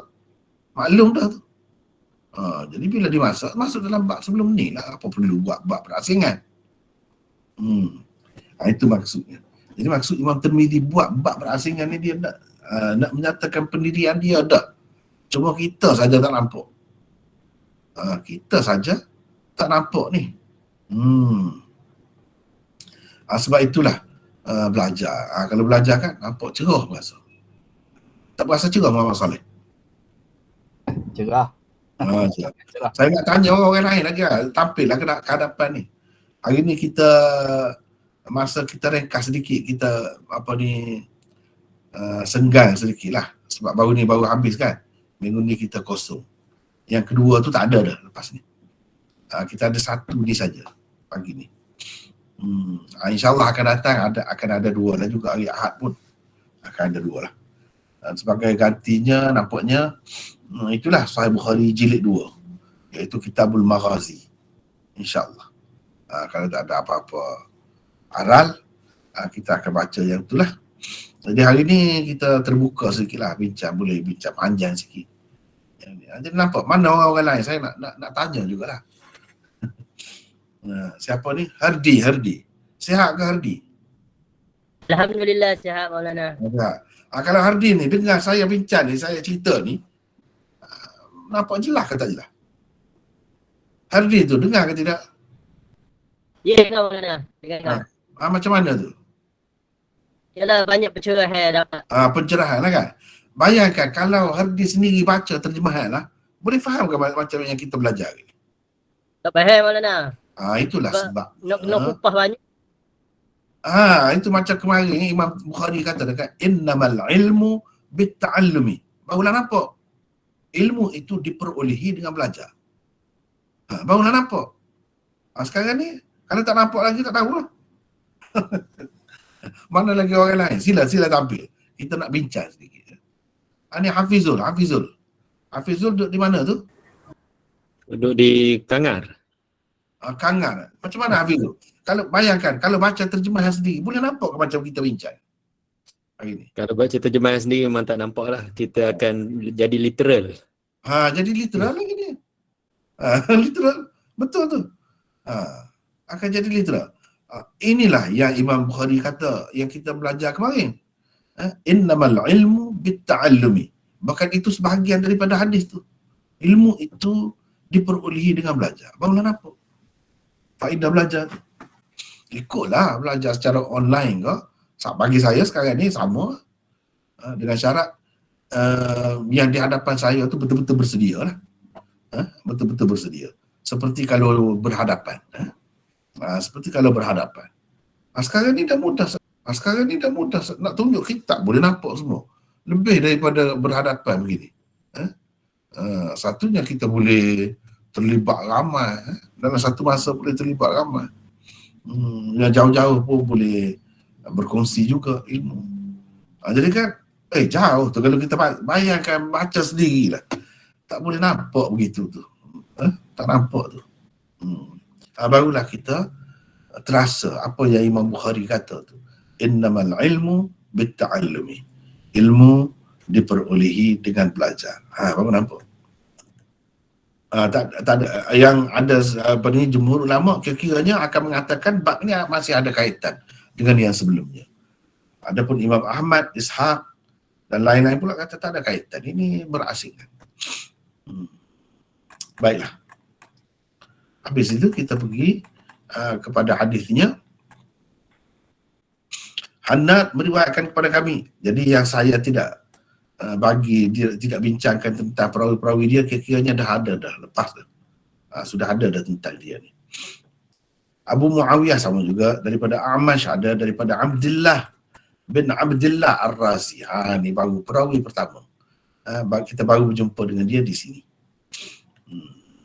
720. Ni siapa nak baca pula ni? Silakan. Silakan siapa nak baca pula? Nak ni siapa ni? Saya Izzati dari Bangi. Izzati ya. Ini tentang Abdullah bin Abdullah Ar-Razi. Siapa dia? Silakan baca. Okey, baik. Nota 720. Beliau ialah Abdullah bin Abdullah Al-Hashimi, iaitu Maula Bani Hashim, Ar-Razi, Al-Kufi, Al-Qadi. Kunyahnya ialah Abu Ja'far Ar-Razi. Abdullah adalah perawi dari tabaqat yang keempat. Beliau meriwayatkan hadis daripada Jabir bin Samurah dan Abdurrahman bin Abi Layla. Antara orang yang meriwayatkan daripadanya pula ialah Al-A'mash, Hajjaj bin Arta dan lain-lain. Ahmad bin Hanbal mengatakan Abdullah Siqah. Ibnu Hibban dan Ibnu Syahin juga mengatakan beliau Siqah. Abdullah adalah perawi Tirmizi, Abu Dawud dan An-Nasai. Di dalam Sunan Tirmizi ini hadisnya ada 2 sahaja. Penulis tidak dapat memesan tahun beliau meninggal dunia dengan tepat berpandukan kitab-kitab rijal hadis. Berdasarkan kenyataan sesetengah ulama rijal bahawa beliau dari tabaqat yang keempat, dapat diketahui Abdullah bin Abdullah Ar-Razi ini adalah dari kalangan tabi'in yang semua riwayatnya diambil daripada kalangan tabi'in besar seperti Az-Zuhri, Abdurrahman bin Abi Layla, Jabir bin Samurah dan lain-lain. Ini sekejap Izzati. Kadang-kadang kitab rijal dia tak sebut. Kita cari banyak pun tak bertemu tahun wafat dia. Tapi daripada disebut dia ni tabaqat keberapa, kita dapat boleh kesan juga secara umum lah. Secara umum. Seperti saya telah bagi dah sebelum ni nota tentang tabaqat perawi ni. Saya rasa dah dapat ke semua tu? Ni yang ni. Sekejap saya tunjuk. Yang ni. Ni. Klasifikasi tabaqat para perawi menurut ulama rijal hadis. Ini tabaqah 1 siapa yang dimaksudkan dengan yang termasuk dalam tabaqah 1. Ni tabaqah 2, tabaqah 3, tabaqah keempat. Mereka terdiri daripada golongan tabi'in. Maknanya dia ni tabi'in. Abdullah bin Abdullah Ar-Razi ni tabi'in. Dan semua riwayatnya diambil daripada kalangan tabi'in besar. Tabi'in besar ni mana tabi'in yang sempat bertemu dengan sahabat-sahabat besar. Sahabat-sahabat besar tu maksudnya sahabat-sahabat yang tua ataupun sahabat-sahabat yang lama bersama dengan Rasulullah ataupun sahabat-sahabat yang awal memeluk meninggal dunia. Itu macam-macam pendapat lah. Tak kira lah. Jadi seperti Zuhri, Abdul Rahman bin Abi Layla ni tabi'in besar. Mereka sempat dengan sahabat-sahabat besar. Jadi tabaqah keempat ni tabi'in juga, dan semua riwayat dia ambil daripada tabi'in besar. Mereka tidak ambil secara langsung daripada sahabat Nabi SAW. Sebab tak sempat lah, tak sempat. Kerana masih kecil lagi ke ketika sahabat ada tu. Tabaqah kelima dan seterusnya. Saya harap semua kita peserta kita dah dapat dah ni nota ni. Jadi tengoklah. Tengok di situ. Jadi setengah-setengah tu kita tak dapat kesan dengan tepat. Sebab tarikh wafat, kalau dapat tahu tarikh lahir lagi bagus tentang perawi-perawi ini, supaya kita tahu antara seorang perawi dengan seorang perawi itu ada kemungkinan bertemu ke tidak. Itu bendanya. Barulah kita tahu riwayat itu munqati', terputus ke atau tidak. Seterusnya Abdullah bin Abdullah Ar-Razi meriwayatkan daripada Abdul Rahman bin Abi Layla. Ini pun baru kita bertemu. 721. Silakan Izzati baca terus. Nota 721, Al-Ansari, Al-Madani, kemudian Al-Kufi. Nama Abu Layla ialah Yasar. Abdul Rahman bin Abi Layla adalah seorang perawi siqah dari tabaqat 2. Kata Al-Qazraji di dalam Al-Khulasah, Abdul Rahman meriwayatkan hadis daripada Umar, Muaz, Bilal dan Abu Dhar. Beliau sempat menemui 120 orang sahabat Ansar. Antara orang yang meriwayatkan hadis daripadanya ialah Mujahid, Amr bin Maimun, Minhal bin Amr, anaknya sendiri yang bernama Isa, dan ramai lagi orang-orang lain. Hadisnya di dalam Sunan Tirmizi ada 28 semuanya. Abdul Rahman bin Abi Layla meninggal dunia pada tahun 83 Hijrah. Itu. Ini kan ada kan? 83 Hijrah boleh sebut. Boleh sebut gitu.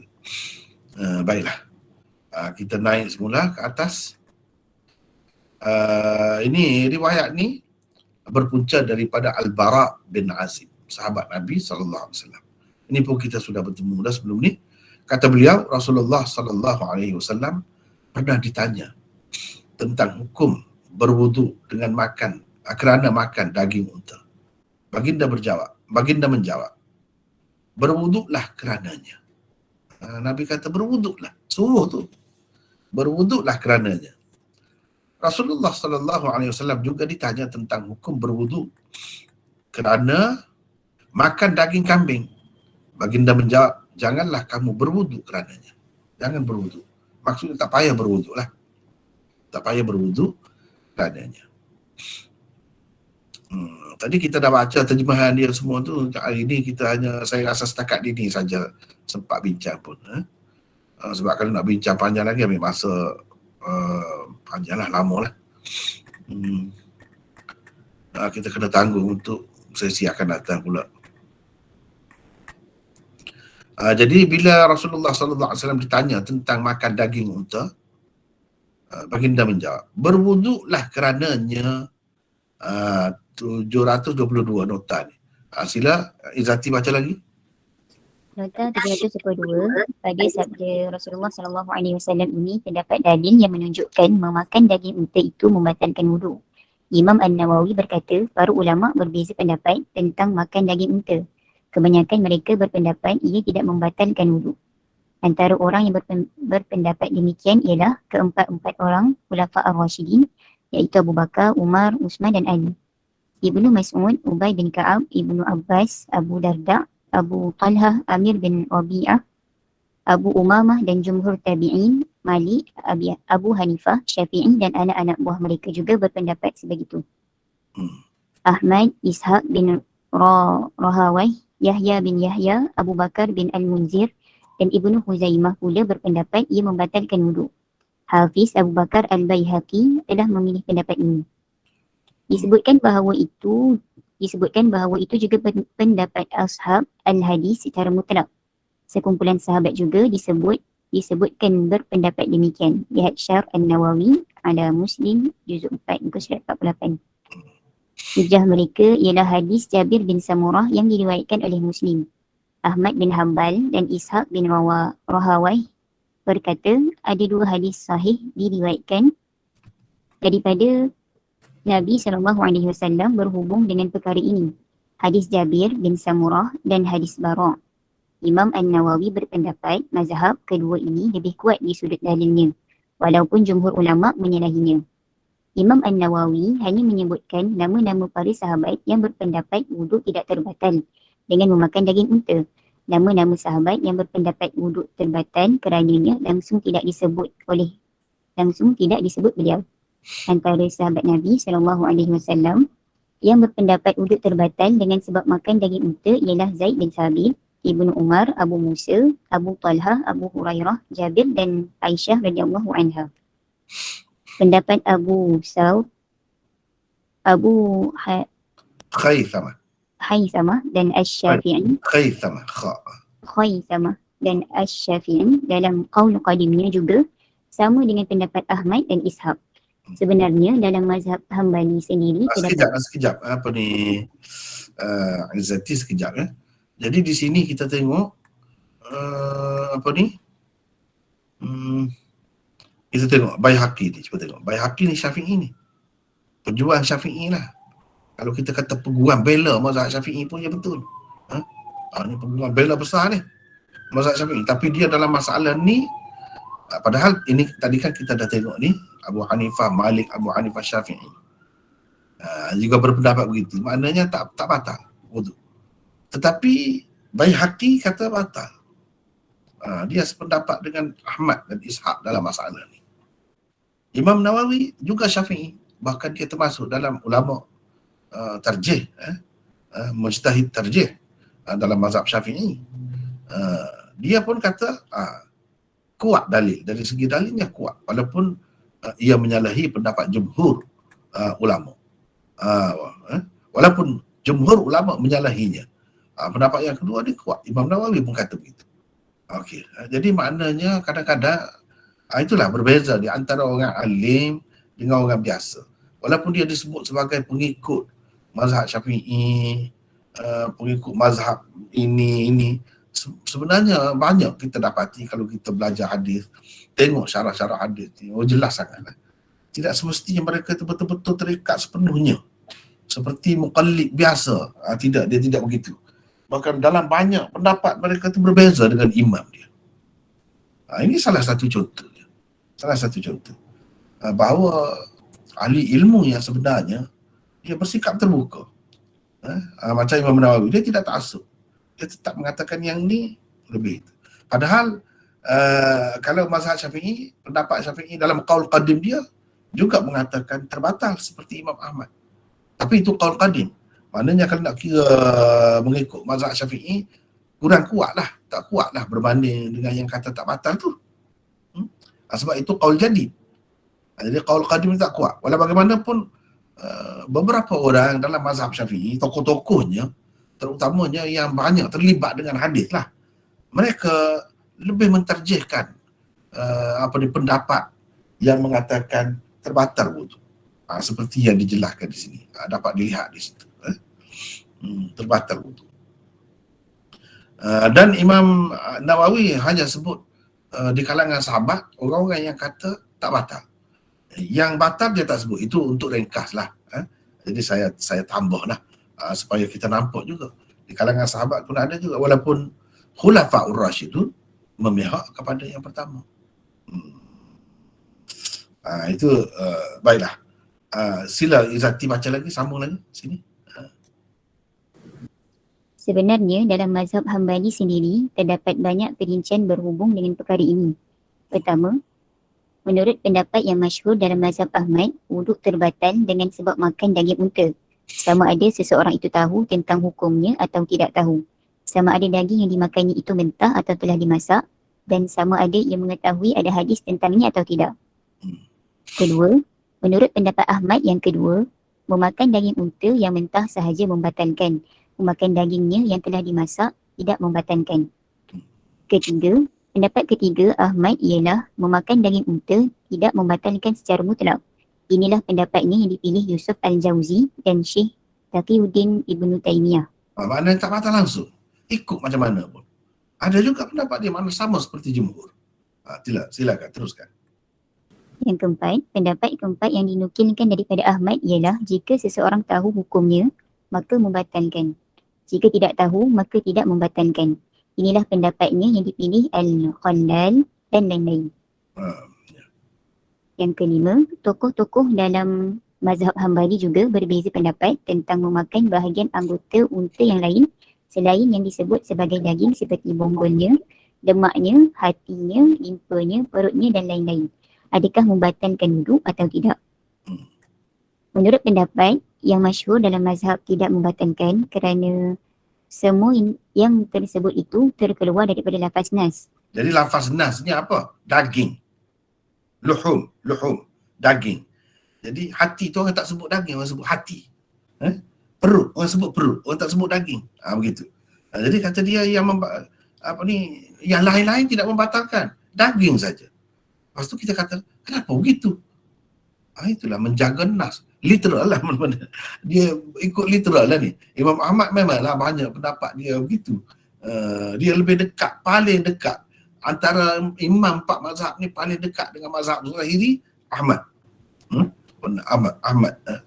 Teruskan. Menurut pendapat yang tidak masyhur pula, membatalkan juga. Batal juga makan benda-benda lain. Tapi itu yang tidak masyhur dalam mazhab Ahmad. Teruskan. Yang keenam, sekumpulan besar ulama mazhab Hambali berpendapat minum susu unta atau menghirup sup daging unta tidak membatalkan wuduk kerana hadis-hadis hanya menyebutkan tentang daging sahaja. Maka hukum hanya terhad setakat yang tersebut di dalam nas sahaja. Sedangkan menurut apa yang dinukilkan daripada Imam Ahmad, meminum susu unta juga membatalkan. Ini ada di sinilah dalam rujukan. Jadi pendapat Imam Ahmad tu sendiri ada banyak dalam bab ni. Jadi sebab itu bagi saya lebih cenderung mengatakan tak batal. Sebab kalau kita nak ikut Ahmad sendiri pun macam berbelah bagilah dalam masalah ni. Ulama-ulama dalam mazhab dia pun macam-macam pendapat. Cuma kita kena hormatlah pendapat dia, pendapat seorang mujtahid, imam besar. Jadi tadi dia kata begitu, ada cara dia lah. Jadi bagi dia, kenapa dia? Ini dia kata termasuk dalam umur ta'abbudiyah. Oleh kerana Nabi sebut begitu, kita tak faham, tak tahu, kita ikut sajalah. Jadi dia sebut setakat lafaz dia sebut macam mana. Macam tu.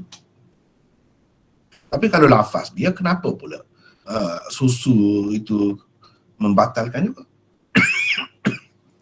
Susu tu bukan daging lagi tau. Sebab itulah kata tak jelas juga. Macam ada ittirab di situ tu. Tak tetap. Sebab itulah kalau kita tengok jumhur ulama tidak berpendapat begitu. Ya, cuma kalau kita kata nanti akan datang saya sebut setengah-setengah ulama kata wuduk tu tidaklah sampai ke peringkat wajib. Kalau ada pun mustahab sahaja. Boleh juga kalau pakai begitu. Pakai begitu pun boleh juga. Untuk meraih hadis ini. Untuk menjaga hadis ini. Supaya tidak kata terbuang langsung. Terbuang terus. Jadi kalau kita pakai begitu pun elok juga. Tapi kalau kata tak batal langsung dan tak perlu, tak mustahab pun. Boleh juga. Itulah pendapat jumhur sebenarnya. Dan kata tidak jumhur pun bukan maknanya 10 orang. Tidak, ramai ni. Ramai juga walaupun tidak jumhur ni ramai. Jangan kita ingat 10 orang saja dah. Jumhur tu tak tahulah, dah 1000 tahun lebih lah ni. Juta tak tahulah. Jadi yang tidak jumhur tu pun takut juta juga. Kalau mengikut pengikut dia, pengikut dia tentu dah juta. Kalau mengikut imam-imam tu, ahli ilmu pun ramai dah tu, walaupun tidak jumhur pun. Jadi dalam kitab ni Al-Mawsu'ah Al-Fiqhiyah Al-Kuwaitiyah, ada diterbitkan oleh Kuwait. Dia ada ensiklopedia fiqh. Ni dia keistimewaan kitab ni. Cuma saya sebut yang asas dia. Dalam tu dia sebut pendapat yang kata begini tu dalam kitab mana, pendapat yang kata gini kitab mana, jilid berapa, muka surat berapa, semua ada. Semua ada. Cuma kita nak ringkas sebut beginilah. Tiap-tiap satu tadi, pendapat tadi tu dia ada rujukannya. Jilid berapa, muka surat berapa, semua ada di dalam. Itu sebab dia jadi ensiklopedia. Ini pun jilid ke berapa? 43. Jilid 43. Tersebut perkara ni. Dan ini saya banyak merujuk kepada Maktabah Syamilah. Sebab itu yang mudah. Boleh tengok di situ dalam Maktabah Syamilah. Baiklah. Rasulullah SAW juga ditanya tentang hukum berwudu kerana memakan daging kambing. Memakan daging kambing. Baginda menjawab, janganlah kamu berwudu kerananya. La tatawaddu, jangan. Jangan. Jadi perintah ni sebagai apa pula? Haram kau berwudu? Atau tidak harus kau berwudu? Tidak sunat kau macam mana? Ni 7, 2, 3. Baca lagi, Izzati. Nota 713, kerana wuduk kamu tidak terbatal dengan sebab memakannya. Larangan Nabi SAW daripada berwuduk setelah memakan daging kambing ini tidaklah memberi erti haram atau tidak harus. Bahkan ia hanya menyatakan tidak wajib berwuduk kerananya sahaja. Buktinya ialah hadis Jabir bin Samurah yang diriwayatkan oleh Muslim dengan lafaz anna rajulan sa'ala Rasulullah sallallahu alaihi wasallam atawadda'u min luhumil ghanami qala atawadda'u. Yang pertama itu istifham. Okey. Atawadda' min luhumil ghanami qala in syi'ta fatawadda' wa in syi'ta fala tawadda'. Bermaksud sesungguhnya ada seorang lelaki bertanya Rasulullah sallallahu alaihi wasallam, adakah saya perlu berwuduk kerana memakan daging kambing?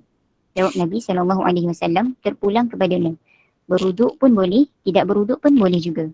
Jawapan Rasulullah sallallahu alaihi wasallam ini jelas memberi pilihan kepada lelaki yang bertanya sama ada mahu berwuduk atau tidak, ataupun tidak. Jadi makna boleh lah. Bukan maknanya larang tadi dengan makna haram berwuduk. Tidak begitu makna dia. Sebab ada hadis lain yang menunjukkan boleh. Boleh saja. Kalau nak wuduk pun boleh. Teruskan. Kata Ibnu Al-Arabi, hadis perintah berwuduk kerana makan daging unta ini sahih, zahir iaitu jelas dan masyhur, popular. Bagiku tidak kuat pendapat yang mengatakan tidak perlu berwuduk kerana memakannya. Itu dia pendapat yang dipilihnya lah. Okey, teruskan. Ibnu Huzaimah pula berkata, tidak pernah kami nampak ada khilaf di kalangan ahlul hadis tentang kesahihan hadis ini di sudut nukilan iaitu riwayat. Kerana perawi-perawinya adil belaka. Hadis yang diriwayatkan oleh Tirmizi ini diriwayatkan juga oleh Abu Daud, Ibnu Majah, Ibnu Hibban, Ibnu Al-Jarud dan Ibnu Huzaimah. Okey. Baik. Lepas tu ni komentar Imam Tirmizi terhadap hadis tadi. Saya rasa saya berhenti setakat itulah dulu untuk pagi ni. Dan insya-Allah kita akan sambung akan datang. Sebab panjang lagi perbincangan ni. Panjang lagi. Dan perbincangan kita hari ni, kitab yang kita akan bacanya satu saja. Yang kedua tu oleh kerana kita baru habis 2 minggu lepas, kita senggang sedikit. InsyaAllah kita akan sambung selepas ni. Jadi kali ini saja kosong. Akan datang insya-Allah akan ada gantinya, iaitu Kitabul Maghazi Sahih Bukhari juga. Jilid 2 kalau dalam cetakan Pakistan. Jadi untuk pembentangan hari ini setakat itu. Cuma kalau ada nak bincang sedikit sebanyak, boleh sekarang ni. Silakan. Ada apa-apa kemusykilan ke atau macam mana? Silakan. Assalamualaikum Maulana. Waalaikumsalam warahmatullahi. Saya nak bertanya tentang amalan lah yang kita boleh lakukan bila kita tahu pasal hadis. Contohnya macam ni lah, kita boleh wuduk atau tidak kerana memakan yang telah dimasak dengan api.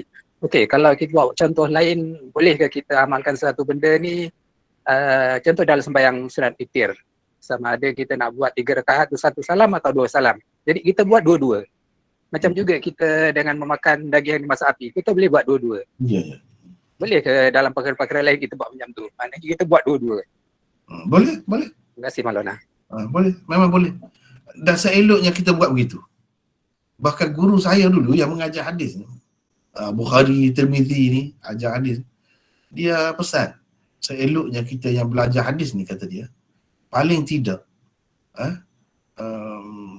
apa yang ada dalam hadis dan yang sahih ada dipakai oleh ulama, jelas begitu, seeloknya kita pakailah juga sekali dalam hayat kita, dalam umur kita ni, hidup kita ni. Jangan tak pakai langsung. Biar ada ketika kita pakai sekali, sekurang-kurangnya. Jangan kata tak pakai langsung. Sama juga doa Nabi ke apa ke, doa iftitah misalnya, ada beberapa kan. Janganlah kita baca satu saja. Yang lain pun kita baca juga. Itulah yang terbaik. Supaya apa? Sebab apa? Sebabnya bukan seorang dua yang pakai, yang kita tak pakai tu. Ramai. Dan untuk menyatakan kita kasih kepada Nabi SAW. Semua cara itu diterima, diwarisi oleh generasi demi generasi sampai kepada kita. Jadi hargailah, jangan kita pandang sepi, jangan rasa macam tak ada nilai langsung. Jangan begitu. Itu kelebihan kita belajar hadis ni. Salah satu kelebihannya iaitu kita dapat keyakinan bahawa benda ni boleh diamalkan. Memang amalkanlah, boleh. Tidak jadi masalah. Baguslah kalau boleh buat begitu. Bagus. Ada lagi? Silakan. Yang lain. Assalamualaikum Maulana. Waalaikumsalam warahmatullahi wabarakatuh. Arsyad. Saya Maulana. Ya.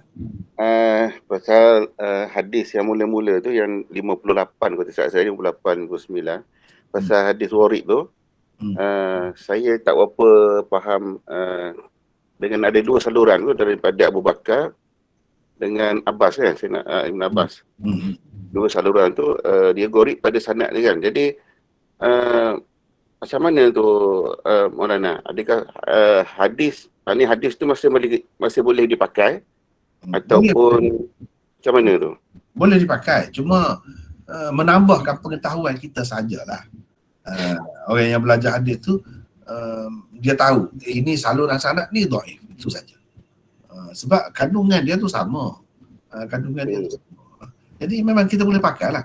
Cuma kita kena ingatlah, kita pakai ni bukan kerana sanad itu, saluran itu, kerana yang lain, yang sahih. Jadi itu sekadar menambahkan maklumat lah kepada kita dalam bidang sanad itu saja. Terima kasih Maulana. Sama. Lagi ada lagi? Assalamualaikum Maulana. Waalaikumsalam warahmatullahi. Maulana, Ana nak tanya sikit tentang tadi tentang innamal ilmi bita'allum tu. Ya. Bagaimana pemahaman Maulana sebenar tentang ada innamal ilmi bita'allum wal hilm bitahallum tu Maulana? Ada tambahan begitu. Ada tambahan begitu. Tambahan tu saya dalam Ulumuddin saya pun lupa sebab saya ni dalam perjalanan tu tengok tak ada tengok nota ke apa. Itu tambahan itu tak ada masalah kalau tidak dikaitkan dengan hadis Nabi. Sebab banyak kaitkan dia kata dengan nak innama ilmi bita'allum, dengan menuntut ilmu ilmu tu dipelajari, walhim bitahallum kan. Apa maksudnya sebenarnya? Maksud dia hanya kita latih diri kita. Nak jadi orang sabar, kena latih diri kita jadi sabar. Nak jadi, dia jadi tabiat kita tu. Hilm itu maknanya sifat penyantun. Nak dapat sifat penyantun tu jadi daging darah kita, kita kena cubalah. Berusaha. Menghasilkannya, menimbulkannya, memantapkannya dalam jiwa kita. Itu maksudnya. Sebenarnya bukan hilm, sifat itu saja, sifat lain pun sama. Sifat sabar, sifat rajin misalnya. Sungguh dia kena latih diri kita. Itu maksudnya begitu. Dan tidak salah, memang betul pun begitu. Memang betul. Cuma nak dikaitkan dengan hadis itu masalah lah. Ya. Silakan. Ya. Sebab dia orang kaitkan dengan mesti bersabar dengan Tok Guru, kena dengan Tok Guru baru boleh faham. Maksud dia gitu. Ambil akhlak dari Tok Guru sebab dia banyak dalam tarikat dia bawa gitulah. Itu cerita lain tu. Yang sebenarnya yang asasnya sekadar tadilah. Okay. Yang asasnya sekadar tadi. Okey, terima kasih Maulana. Silakan, yang lain ada lagi? Boleh lagi insya-Allah. Assalamualaikum Maulana. Waalaikumsalam warahmatullahi. Ya, saya Ridwan daripada Kuala Kubu Baru. Ya. Berkenaan dengan batal wuduk kalau makan daging unta tu Maulana, ada kenapa benda tu tak kenapa benda tu menjadikan dia batal? Adakah apa-apa kajian dari segi saintifik? Yang tu je. Itu sebenarnya kita ada bincang kemudian, ada lagi sebab kita tak habis lagi ada akan datang, insya-Allah akan datang. Memang ada dibincangkan oleh ulama. Paling tidak hari ini yang kita dapat ialah Imam Ahmad dan orang yang sependapat dengannya mengatakan ini termasuk dalam perkara ta'abbudi. Ta'abbudi ni mana kita kira sebagai ikut Nabi dan sebagai ibadat lah. Walaupun kita tak tahu maksud dia, tak tahu hikmat dia, tak kisah. Seperti kita tak tahu kenapa hikmat 2 kali sujud. Kita tak wajib ataupun tak perlu kita mengusul ataupun kita duduk tanya banyak. Terima sajalah dan ditetapkan gitu buat. Itu pun salah satu pendapat. Banyak lagi pendapat-pendapat yang lain. Itu sebahagian yang saya sebut dalam nota ni juga, tapi kita belum lagi baca yang itu. InsyaAllah akan datang, insyaAllah. Ya. Ya, silakan. Yang lain ada lagi? Maulana, ada satu soalan. Ya. Bab taharah tentang air 2 kolah. Dia sabit daripada hadis ataupun ijtihad? Itu soalan saya. Itu saja. Sebenarnya dalam Tirmizi ni kita dah bincang pun itu. Nota-nota yang lepas, saya tak ingat nota yang keberapa. Kita dah bincang dah itu. Benda tu khilaf. Dan dalam hadis pun ada. Cuma hadis tu tidak diterima oleh semua pihak lah. Orang-orang yang terima macam mazhab Syafi'i, dia terima lah hadis tu. Orang yang tidak terima, ada alasan lain lah. Sebab dia pakai hadis lain. Sebenarnya kita dah lepas dah perbincangan tentang itu. Memang kalau nak tanya dari segi ada hadis, memang ada hadis lah. Cumanya tidak semua ulama bersetuju untuk memakainya. Sebab mereka ada utamakan hadis lain lagi. Begitulah secara ringkasnya jawapannya. Silakan satu lagi kalau boleh. Terima kasih Maulana. Waalaikumsalam. Ya, silakan. Saya Izzuddin daripada Dulu. Ya, silakan. Saya tertarik bila Maulana sebut pasal musuah kuitiyah tu. Ya. Cuma saya nak tanya, kalau saya sendirilah, saya pernah beli musuah fikiyah Darul Ifta. Apa? Mesir. Musuah waktu tu dia ada pandangan ibadiyah tu dengan kira mana tu boleh kita sekadar ambil ilmu je lah pandangan tu tak ada fakta lah. Begitulah, gitu. Mohon pandangan Maulana. Ya, gitulah maksudnya, boleh. Sekadar itulah. Tak perlu sampai kepada akidah. Tak perlu. Tapi dalam tu boleh dikatakan kebanyakannya dia berkisar sekitar 4 mazhab banyak. Dia lebih tekan situ.